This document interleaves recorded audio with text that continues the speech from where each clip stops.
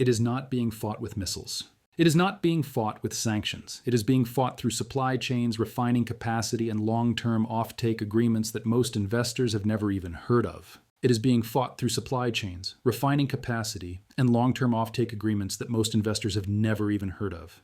And it is happening right now. While silver trades at $82 and the debate rages about whether the drop to $64 marked the end of the bull market, most people are focused on the wrong story. The volatility was noise. The real shift is happening beneath the surface, in the physical flow of metal across continents. When I started digging into where silver is actually moving, who is securing it, who is losing access to it, and why major economies are repositioning, it completely changed how I look at this market.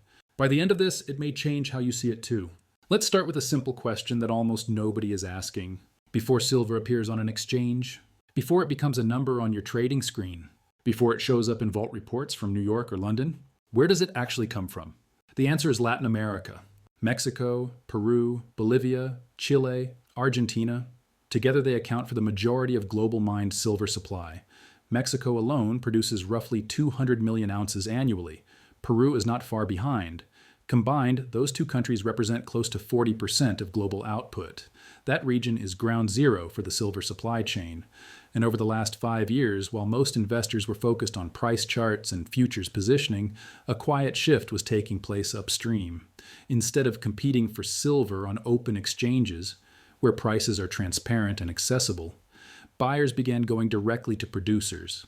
Long-term offtake agreements were signed at the mine level. Raw concentrate and doré were purchased before they ever entered public markets. Think about what that means. The metal was being secured before price discovery, before open bidding, before it ever had a chance to reach Western vault systems. That changes the structure of the market.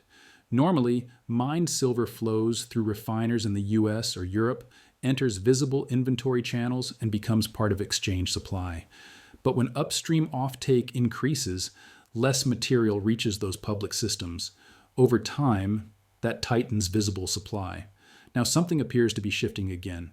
In recent months, U.S. refiners have reportedly been receiving unusually heavy inflows of concentrate from Latin America. Refining capacity has become tight.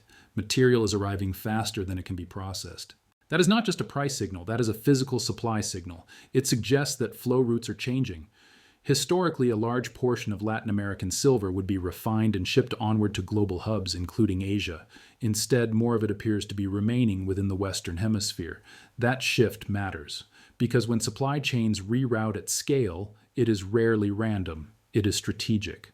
At the same time, we saw a highly unusual market event late in 2025. Large volumes of silver were withdrawn from available supply channels. Liquidity tightened rapidly. A short-positioned buyer in Asia was forced to aggressively cover. That wasn't normal market churn. It exposed structural stress and physical availability. When the largest bullion institutions reduce supply visibility and major buyers scramble for deliverable metal, you are no longer looking at retail speculation. You are looking at structural repositioning. Zoom out further, and another pattern appears. Commercial hedging activity has declined. In commodity markets, major buyers typically hedge to lock in prices. When hedging drops off, it suggests that buyers are less concerned with short-term price volatility and more focused on securing physical possession. That is a meaningful distinction. A trader cares about price. A strategic accumulator cares about access, and access appears to be tightening. Meanwhile, reports have surfaced of finished silver being purchased at notable premiums above spot in certain regions. Paying above spot for refined metal signals urgency. It suggests that immediate availability is more valuable than price optimization. When premiums expand, it reflects supply chain tension.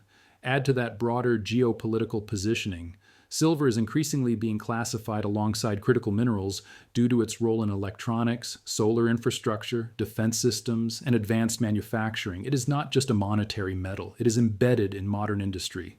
At the same time, the global financial system is evolving. Central banks are accumulating gold at record pace. Alternative payment systems are being discussed among emerging economies. Collateral quality is becoming more important, not less. In a world where trust in fiat systems fluctuates, tangible assets with industrial and monetary characteristics gain strategic relevance. Silver sits uniquely at that intersection. Now consider the structural math. 5 consecutive years of supply deficits.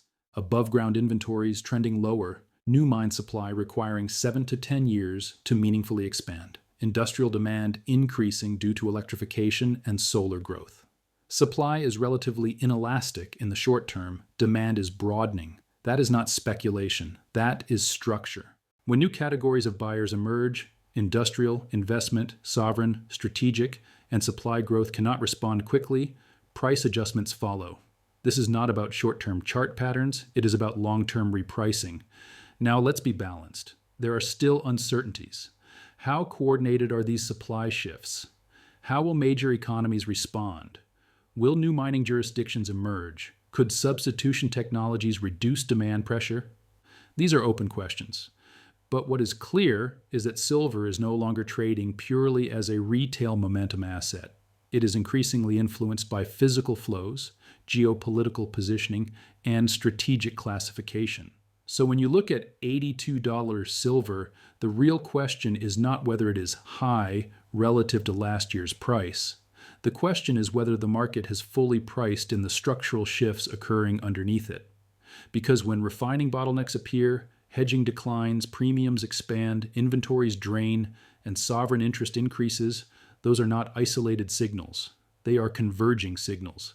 And when multiple structural forces align around a single commodity, that is when long-term repricing cycles begin. This is not a call to action. It is not financial advice. It is a framework. Watch the refining capacity. Watch inventory levels in major vault systems. Watch premium behavior in physical markets. Watch policy developments around critical minerals. Those data points will tell the story long before headlines do. 5 years from now, people may not remember the short-term volatility. They may remember this period as the moment silver transitioned from being viewed primarily as a precious metal to being recognized as a strategic asset embedded in global power dynamics. The surface narrative is price. The deeper narrative is control of supply. And that story is still unfolding. I'll continue tracking it, and we'll see where it leads.